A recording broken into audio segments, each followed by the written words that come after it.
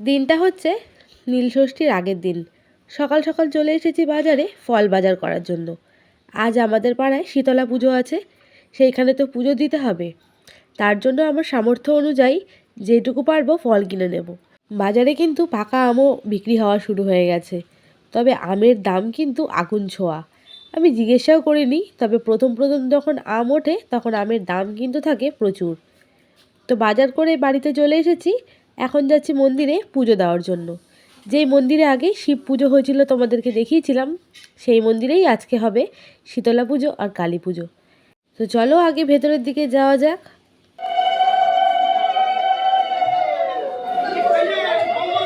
মন্দিরের মধ্যে এই বটগাছ বহু পুরনো, তাকেই কিন্তু আজকে মায়ের রূপে পুজো করা হয়। দেখতেই পাচ্ছ বটগাছটা একদম মন্দিরের ভেতরে, আর গোড়াটা কিন্তু চারিদিক দিয়ে সুন্দর করে বেদি করে ঘেরা। আর গাছকে কিন্তু মায়ের মতন শাড়িও পরানো হয়েছে। সবাই তেল, সিঁদুর, ফুল, বাতাসা, ডাবের জল সব কিছু দিয়ে কিন্তু এই গাছকে আগে পুজো করছে। মা শীতলা পুজো হওয়ার আগে এই গাছকে সবাই আগে জল দিয়ে ঠান্ডা করছে। সত্যি কথা বলতে আমি অনেক কিছুই গল্প হয়তো জানি না, তবে এখানকার মানুষদের থেকেই শোনা কথা। আমি যেইটুকু শুনেছি সেইগুলোই তোমাদের সঙ্গে শেয়ার করছি। আর এই হচ্ছে বেদি, যেইখানে মা শীতলাকে বসিয়ে পুজো করা হবে। আর এখন পাড়ার সব মহিলারা কিন্তু নিয়ম অনুযায়ী যা যা করতে হয় সমস্ত কিছু দিয়ে পুজো করছে। তবে আমি সব কিছু পুজো করিনি, যেটুকু আমি জানি সেইটুকুই কিন্তু করেছি। মন্দিরের মধ্যে রয়েছে বাবা ভোলেনাথের প্রতিষ্ঠিত মূর্তি। তো এই মূর্তিতেও কিন্তু সবাই আজকে জল ঢালছে, পুজো দিচ্ছে। আর দেখতেই পাচ্ছ সবাই কিন্তু আলতা, সিঁদুর সমস্ত কিছু দিয়ে পুজো করছে। আর এই মন্দিরটা বাইরে থেকে সুন্দর করে কিন্তু সাজিয়েছে। শুধু মন্দিরটা নয়, পুরো পাড়ায় কিন্তু লাইট দিয়ে সাজানো হয়েছে। আর এই হচ্ছে সেই বিশালাকৃতি বটগাছ, যার গোড়া মন্দিরের ভেতরে, আর বাইরের অংশটা দেখতেই পাচ্ছ কতটা দূর বিস্তর এলাকা জুড়ে রয়েছে। মা শীতলার যেহেতু পুজো, কুলো নিয়ে কিন্তু পাড়ার মহিলারা রীতিমতন বেরিয়ে পড়েছে, চলে এসেছে আমাদের বাড়িতে। এখন মায়ের এখানে আমরা সবাই বাড়ির মিলে পুজো দেব, তারপর মায়ের কুলো আবার বেরিয়ে চলে যাবে অন্য বাড়িতে। সবাই কিন্তু আজকে বেশ লাল শাড়ি, লাল পাড় সাদা শাড়ি পরেছে। তবে আমারও পরার ইচ্ছা ছিল, কিন্তু সত্যি কথা বলতে সকালবেলায় তাড়াহুড়ো করে কাজকর্ম করে আর পরে উঠতে পারিনি। আর এই যে কুলো নিয়ে চলে এসেছে, জল ঢেলে মা শীতলার কুলো কিন্তু তুলসী তলায় বসানো হয়েছে। এবার আমরা সবাই পুজো দিয়ে নেব। আর দিয়েছি থালায় করে ডাল, চাল, আলু, সর্ষের তেল, আরও অনেক কিছু। সমস্ত কিছু দেওয়া হয়ে গেছে। আমি একটু ধূপকাঠি জ্বালিয়ে মাকে আরতি করে নিচ্ছি। আর বন্ধুরা, এই ক্লিপসটা কিন্তু আমার মেয়ে নিয়েছে, সুতরাং একটুখানি হেজি হলেও তোমরা প্লিজ অ্যাডজাস্ট করে নিও। তো আজকের মতো কুলো কিন্তু আমাদের বাড়িতে পুজো করা কমপ্লিট। এখন আমাদের বাড়ি থেকে কুলো নিয়ে চলে যাবে অন্য বাড়িতে।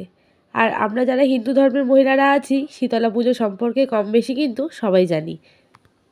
যেসব বন্ধুরা প্রথম থেকে আমার ভিডিও দেখছো তারা প্লিজ একটা লাইক করে দিও, লাইক যদি না করে থাকো। আর নতুন কোনো বন্ধুরা প্রথমবার যদি আমার চ্যানেলে ভিজিট করো, তো চ্যানেলটাকে সাবস্ক্রাইব করে পাশে থাকার জন্য অনুরোধ করছি। তো চলে এসেছি পাশেই আরেকটা বাড়িতে। আর ওই যে পুচকেটা আমাদের বাড়িতে আসে আমার মেয়ের সঙ্গে খেলা করে, তাদেরই বাড়ি এটা।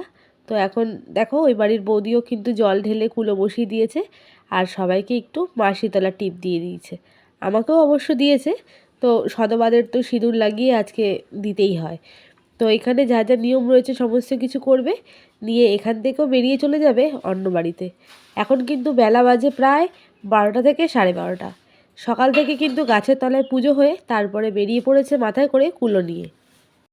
তো কুলো নিয়ে বেরিয়ে পড়েছে, এখন চলে যাবে পাশে। তবে আমি কিন্তু আর যাব না, চলে যাব এবার সোজা ঘরে। তো বন্ধুরা, সমস্ত পুজো মোটামুটি কমপ্লিট হলো। মন্দিরে পুজো দিয়ে চলে এসেছি। শীতলা পুজোর ডালাও কিন্তু ঘুরিয়ে নিয়ে চলে গেছে। আর কাল যেহেতু নীলষষ্ঠী, আমি একেবারে সম্পূর্ণ বাজার হাট কমপ্লিট করে রেখে দিয়েছি। কেননা এক পুজোর জন্য যখন ফল কিনতেই যাচ্ছি, তাই ভাবলাম যে 2 রকম ফল একবারেই কিনে নিই। তো আজ তো শীতল পান্তাই রান্না করেছি, কালকে রাতে সব কিছু করে রেখেছি। তো কাজকর্ম তাড়াহুড়োর জন্য কালকে রাতে আর সেটা তোমাদের সঙ্গে শেয়ার করতে পারিনি। তো চলো দিনটা শুরু করছি, সঙ্গে থাকো। ভালো লাগবে ভিডিওটা আশা করি তোমাদের দেখতে। আর এখন সব মানে জল খেলাম, এসে আগে পুজোটা দিয়ে 1 বোতল জল খেলাম। আর এবার একটু কিছু টিফিন করব, যেহেতু সকাল থেকে কিছু খাইনি। এখন 1টা বাজে, না খেয়ে রয়েছি। তো চলো কাজকর্ম শুরু করি। আজ যেহেতু অরন্ধন, বাড়িতে রান্নাবান্না হয়নি, আর শীতলা পূজা উপলক্ষে আমরা সবাই জানি যে আজকে কিন্তু শীতল পান্তা খেতে হয়। তো আমি কি কি রান্না করেছি শীতল পান্তা হিসাবে তোমাদেরকে দেখিয়ে দিই। ভাত জল ঢালা সেটা তো রয়েছেই, তার সাথে করেছি আলু ভাজা, বড়া ভাজা আর শুকনো লঙ্কা ভাজা। ব্যাস, শীতলা পুজোর পান্তা হিসাবে এটাই ছিল আজকের আমার বাড়ির খাওয়ার দাওয়ার। তো এখন মেয়েকে খাইয়ে দিয়েছি, এখন আমি নিজের জন্যও খাবার বেড়ে নিচ্ছি। আর সত্যি কথা বলতে সকাল থেকে যেহেতু না খেয়ে রয়েছি, এখন বেলা প্রায় 1টার কাছাকাছি বাজে, খিদেও পেয়ে গেছে কিন্তু প্রচণ্ড। তো আমার এই জল ঢালা ভাতটা খেতে কিন্তু ভীষণ ভালো লাগে, আর তার মধ্যে বেশি ভালো লাগে এই জলটা। আমাদের বাড়িতে আরও 2 দিন কিন্তু অরন্ধন হয়, এক হচ্ছে বিশ্বকর্মা পুজোর দিন, আর এক হচ্ছে দশহরার দিন। তো এই নিয়েই কিন্তু আমাদের নিয়ম আচার অনুষ্ঠান সব নিয়েই চলতে হবে। তো আমি এখন খাবার বেড়ে নিচ্ছি, আর পান্তা ভাতের সঙ্গে এই বড়া ভাজা খেতে কিন্তু ভীষণ ভালো লাগে। বন্ধুরা, একটা বড়া কিন্তু অবশ্য আমি বেশিই নেব, আর নেব অল্প করে চানাচুর। পান্তা ভাতের সঙ্গে চানাচুরটাও ভীষণ ভালো লাগে। তো কারা কারা আমার মতন পান্তা ভাত দিয়ে চানাচুর দিয়ে খাও অবশ্যই কমেন্টে জানিও। তো বেড়ে নিয়েছি আমার জন্য থালা, ভাত, আলু ভাজা, বড়া ভাজা আর চানাচুর, আর তার সঙ্গে একটা শুকনো লঙ্কা ভাজা। তো এটাই হচ্ছে আজকে আমাদের শীতল পান্তার খাবার দাবার। তো বন্ধুরা, খাবার দাবার নিয়ে বসে পড়লাম, প্রচণ্ড খিদে পেয়ে গেছে। আর সত্যি কথা বলতে কি, পান্তা দেখে না লোভ সামলানো যাচ্ছে না, মানে কতক্ষণে পান্তাটা খাবো। আর এই গরমের মধ্যে এরকম জল দেওয়া ভাত, তার সঙ্গে বড়া ভাজা, চানাচুর, আলু ভাজা থাকলে তো আর কিছুরই দরকার নেই। মানে কথা যে বলবো সেটা আটকে যাচ্ছে, আমার এতটা লোভ লাগছে। তো চলো চটপট খাওয়া দাওয়াটা সেরে নিই, তারপর আবার আসছি।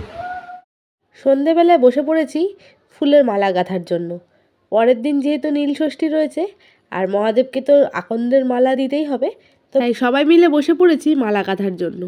যখন ছোট ছিলাম, আমাদের এখানে ফার্ম বলে এক জায়গা রয়েছে, সেইখানে কিন্তু এরকম আকন্দ ফুল পাওয়া যেত। আমরা সবাই মিলে এসে মালা গাঁথতাম। তো মালা ঠালা গেঁথে চলে যাচ্ছি মন্দিরে, আর পুরো রাস্তা কিন্তু লাইট দিয়ে সুন্দর করে সাজানো হয়েছে। দেখে কিন্তু মনে হচ্ছে যেন দুর্গাপুজো। সত্যি দুর্গাপুজোর সময়তেও কিন্তু এত সুন্দর করে কিন্তু এই পাড়াতে লাইটিং হয়নি। তো চলে এসেছি মন্দিরে। সকালে যে শীতলা পুজো হয়েছিল, সেই পুজোর এখন প্রসাদ নেব কালী পুজোর জন্য পুজো দিতে। এই মন্দিরে যেহেতু মা শীতলা আর কালী দুজনেরই পুজো হয়, তাই শীতলা পুজো সকালবেলা দেওয়া হয়ে গেছে, এখন রাতের বেলায় কালী পুজো দেওয়ার জন্য আমরা চলে এসেছি। এইখানে প্রত্যেকটা প্যাকেটে প্যাকেটে একটা করে টোকেন নাম্বার দিয়ে দিচ্ছে, আর একটা করে টোকেন নাম্বার আমাদের হাতে দিয়ে দিচ্ছে। আর মন্দিরটা রাতের বেলাও কিন্তু আলো খুবই সুন্দর ঝলমল করছে। আর ওই যে ভেতরে মা শীতলা, দুপুরবেলা যখন পুজো হচ্ছিল আমি তখন কিন্তু আর মন্দিরে আসিনি, তাই মা শীতলাকে তোমাদেরকে আর দেখানো হয়নি, তাই এখন দূর থেকে কিন্তু দেখিয়ে দিচ্ছি। আর মা শীতলা পুজো হয়ে যাওয়ার পরেই মন্দিরটা কিন্তু এখন সুন্দর করে মুছে পরিষ্কার করে নেওয়া হয়েছে। একটু পরেই মা কালীর মূর্তি চলে আসবে, আর সারা রাত ধরে কিন্তু হবে এখানে মা কালীর পুজো। এই মন্দিরের পেছন দিকেই রয়েছে একটা বাচ্চাদের প্রাইমারি স্কুল। তো স্কুলের ভেতর থেকেই কিন্তু মা শীতলা পুজোর প্রসাদ দেওয়া হচ্ছে। তো এইখানে আমরা এখন জানলার সামনে দাঁড়িয়ে মা শীতলার প্রসাদ এখান থেকেই নিয়ে নেব। আর হয়েছে কি, যে আমি যে প্যাকেট দিয়ে পুজো দিয়েছিলাম সেই প্যাকেটটা কিন্তু এক্সচেঞ্জ হয়ে গেছে। অন্য কারোর প্যাকেট আমাকে দিয়ে দিয়েছে, আর আমার প্যাকেট চলে গেছে অন্য কারোর কাছে। তো যাই হোক, প্রসাদ তো প্রসাদই হয়। তো এখন চলে যাচ্ছি বাড়ি। আর সত্যি কথা বলতে সুন্দর ঝলমলে রাস্তা কিন্তু বেশ ভালো লাগছে। এরপরে বাড়ি গিয়ে ওর পাপার সঙ্গে চলে গেছিলাম আমি বড় ঠাকুরের মন্দিরে। আজ যেহেতু শনিবার, ওর পাপা কিন্তু প্রত্যেক শনিবার করে বড় ঠাকুরের মন্দিরে যায় পুজো দেওয়ার জন্য। তাই ভাবলাম যে আজকে এখন যখন কোনো কাজকর্ম নেই, তো চলো আমিও যাই আজকে তোমার সঙ্গে বড় ঠাকুরের মন্দির থেকে একটু ঘুরে আসি। প্রত্যেক সপ্তাহে শনিবার করে কিন্তু ওর পাপা সকাল থেকে উপোস করে থাকে, রাতের বেলা বড় ঠাকুরের মন্দিরে পুজো দিয়ে তারপরে খায়। রাত বলতে কিন্তু সন্ধেবেলায়। আর পরের দিন যেহেতু নীলষষ্ঠীর পুজো, মন্দির থেকে বেরিয়ে কিন্তু চলে গেছিলাম ফুলের দোকানে। তো যেইটুকু ফুল কেনা বাকি ছিল, যেমন ধরো নীলকণ্ঠ, জবা, ঘরে ঠাকুরকেও তো পুজো দিতে হবে, তো সেইগুলো কিন্তু সমস্ত কিছু এখান থেকে নিয়ে নেব। তো বন্ধুরা, আজকের মতো বাজার হাট কিন্তু বলতে পারো এখানেই কমপ্লিট। আর মা শীতলার কুলো ভাসান হয়ে যাওয়ার পরে রাতে আমি খাবার করে নিচ্ছি। আর মেয়ে যেহেতু দুপুরবেলায় পান্তা ভাত ঠিক করে খায়নি, তাই আজকে রাতেবেলায় বলেছে মা আমাকে একটু পরোটা করে দাও আর একটু আলুর দম। তো তার জন্য একটু নিরামিষভাবেই আলুর দম করে দিয়েছি মেয়েকে, আর তার সঙ্গেই একটু অল্প অল্প তেলেই কিন্তু পরোটা ভেজে দিচ্ছি। বাচ্চা মানুষ তো নিরামিষ একদমই খেতে পারে না।